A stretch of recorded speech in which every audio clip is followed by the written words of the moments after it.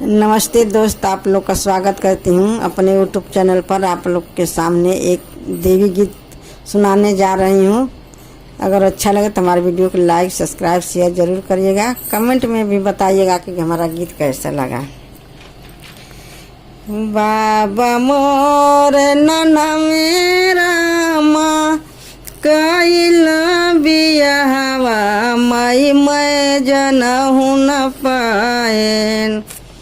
कब छूटया चरा तोहार माई मैं जनहु न पाए। बाबा मोर नना मेरा माँ कैला बियाहवा माई मैं जनहु न पाएन। कब छूटया चरा तोहार माई मैं जनहु न पाए। कब छूटया चरा तुहार माई मैं जनहु न पाए। कैसन बराती रहले कैसे घराती रहले। कैसे बराती रहले कैसे घराती रहले। कब लागे दुआरा के चार माई मैं देखहु न पाए। कब लागे दुआरा के चार माई मैं देखहु न पाए। कब छूटया चरा तुहार माई मैं जनहु न पाए। कब छूटया चरा तुहार माई मैं जनहु न पाए। कब छूटया चरा तुहार माई मैं जनहु न पाए। कैसे ससुर जी रहले कैसे भसुर जी रहले। कैसन ससुर जी रहले कैसन भसुर जी रहले। कैसे रहे साजाना हमार माई मैं देखहु न पाए।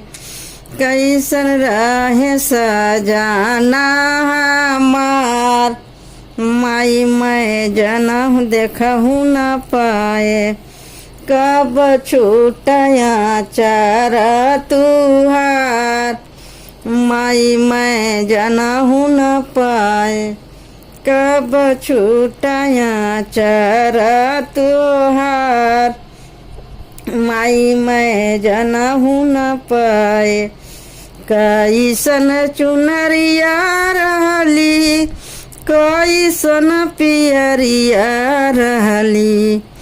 कैसन चुनरिया रहली कैसन पियरिया रहली।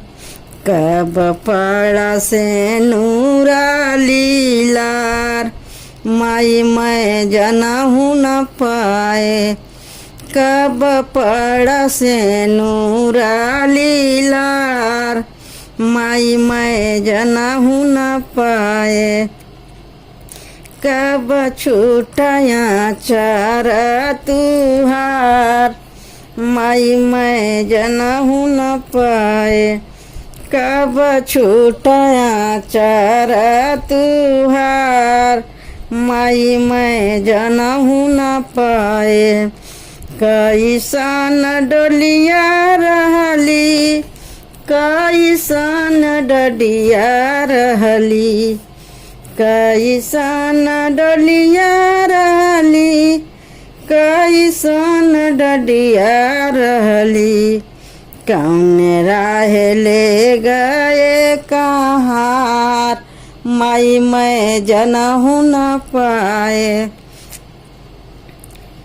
कौन राह ले गए कहाँ माई मैं जनहु न पाए। कब छूटया चारा तुहार माई मैं जनहु न पाए।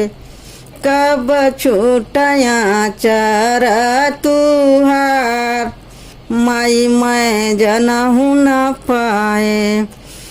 बाबा मोरे रामा बाबा मोरे नन्हा मेरा माँ कैल बियाहवा माई मैं जनहु न पाए। बाबा मोरे नन्हा मेरा माँ कैल बियाहवा माई मैं जनहु न पाए। कब छूटया चारा तुहार माई मैं जनहु न पाए।